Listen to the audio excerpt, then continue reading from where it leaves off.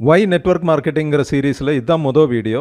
ஏன் நெட்வொர்க் மார்க்கெட்டிங்கில் எல்லாரும் சேரணுங்கிறதுக்கு ஏகப்பட்ட காரணங்கள் இருந்தாலும் என்ன ரொம்ப கவர்ந்த விஷயங்கிறது ஃபினான்ஷியல் ஃப்ரீடம். நம்ம இப்போ எப்படி வாழ்ந்துகிட்டு இருக்கோங்கிறத கொஞ்சம் யோசிச்சு பாருங்க. குடும்பத்தோட ஹோட்டலுக்கு போனால் மெனு கார்டில் ஐட்டத்தை பார்க்கறத விட ரைட் சைடில் அதோட ரேட்டு தான் நம்ம முதல்ல பார்க்குறோம். ஆசையாக குழந்தைங்களை கூட்டிகிட்டு துணி கடைக்கு போனால் துணியோட குவாலிட்டியை விட அதில் என்ன விலை போட்டிருக்காங்கிறத முதல்ல பார்க்குறோம். இதுல இருந்தெல்லாம் வெளியே வரணும்னு நினைச்சீங்கன்னா நிறைய காசு சம்பாதிக்கணும். கையில் நிறைய காசு இருந்தா நினைச்ச பொருளை நினைச்ச நேரத்துல வாங்கலாம். கொஞ்சம் நல்லா ஆழமா யோசிச்சு பாருங்க. நம்மளோட 90% பிரச்சனையுமே காசு இருந்தா தீர்ற பிரச்சனைகள் தான். அதைத்தான் நான் இங்க ஃபினான்ஷியல் ஃப்ரீடம் சொன்னேன். நெட்வொர்க் மார்க்கெட்டிங்ல ஒரு 3 இருந்து 5 வருஷம் சின்சியரா ஒர்க் பண்ண தயாரானா ஈஸியா இந்த ஃபினான்ஷியல் ஃப்ரீடம்குள்ள போயிடலாங்க. அந்த மாதிரி எக்கச்சக்க பேர் அச்சீவ் பண்ணிருக்காங்க.